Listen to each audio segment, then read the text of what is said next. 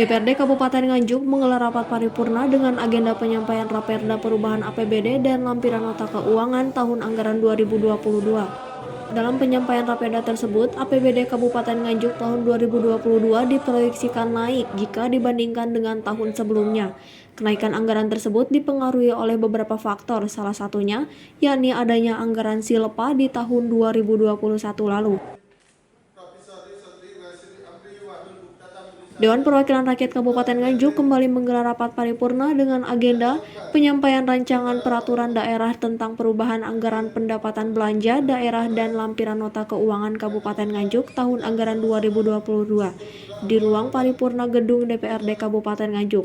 Rapat paripurna dipimpin langsung oleh Wakil Ketua DPRD Nganjuk, Gianto, dan dihadiri langsung oleh Ketua DPRD Nganjuk, Tati Heru Cahyono, Wakil Ketua DPRD Nganjuk, Ulum Bastomi, Wakil Ketua DPRD Nganjuk Raditya Haria Yuangga, Sekretaris Daerah Muhammad Yasin, seluruh anggota DPRD, Forkopimda, dan Kepala OPD Lingkup Pemkab Nganjuk. Dalam Raperda Perubahan APBD tahun 2022 ini, anggaran pendapatan dan belanja daerah Kabupaten Nganjuk diproyeksikan naik. Pendapatan daerah yang semula dianggarkan mencapai 2.174 triliun pada perubahan APBD anggaran 2022 menjadi 2.452 triliun atau naik sekitar 278 miliar rupiah. Kenaikan tersebut berasal dari pendapatan asli daerah dan pendapatan transfer. Sementara anggaran belanja dalam APBD yang semula dianggarkan sebesar 2.430 triliun pada perubahan APBD tahun ini diproyeksikan naik menjadi 2.988 triliun atau naik sekitar 551 miliar rupiah. Sedangkan anggaran pembiayaan daerah yang semula sebesar 272 miliar rupiah juga diproyeksikan naik menjadi 551 miliar rupiah. Sekretaris Daerah Kabupaten Nganjuk Muhammad Yasin menjelaskan, Raperda Perubahan APBD tahun 2022 dilakukan berdasarkan perkembangan atau perubahan yang ada. Proyeksi kenaikan APBD ini dipengaruhi oleh sejumlah faktor, salah satunya yakni adanya anggaran Silpa di tahun sebelumnya. Sebagaimana tadi saya sampaikan, ada peningkatan pendapatan maupun Silpa dari tahun kemarin yang harus dibelanjakan tahun berkenaan. Sehingga itu harus segera direalisasikan agar mempunyai dampak manfaat kepada masyarakat Kabupaten Nganjuk. Kalau untuk prioritas pembangunan sendiri, Pak? Untuk prioritas pembangunan adalah untuk pemulihan sektor ekonomi akibat dampak COVID-19 yang telah mempengaruhi sektor ekonomi yang ada di Kabupaten Nganjuk. Harapannya Pak dengan kenaikan anggaran belanja ini seperti apa Pak untuk Kabupaten ini?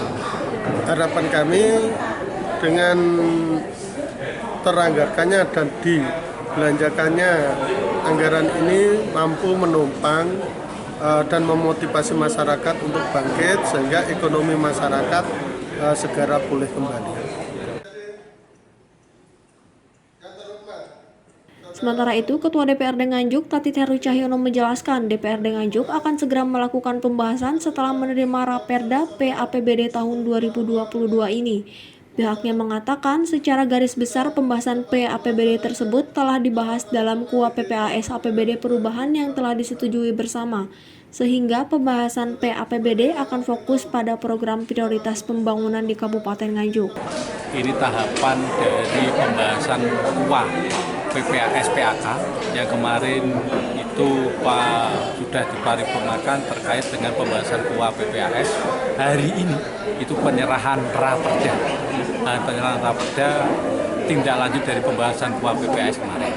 Dan besok ini masih ada rangkaian, besok pandangan umum fraksi, besoknya lagi jawaban bupati, kemudian kita nanti akan membahas Raperdanya.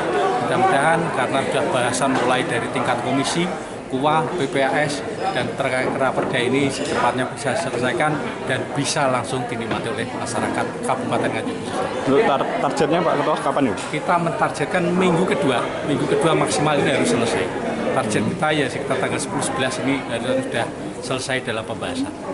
Rancangan perubahan anggaran pendapatan dan belanja terdapat dalam lampiran. Agenda rapat paripurna ini diakhiri dengan penyerahan Raperda Perubahan APBD lengkap beserta nota keuangannya oleh Sekretaris Daerah Kabupaten Nganjuk Muhammad Yasin. kepada Ketua DPRD Kabupaten Nganjuk Tati Teru Cahyono. Dari Kota Nganjuk, Jawa Timur, Erlita melaporkan.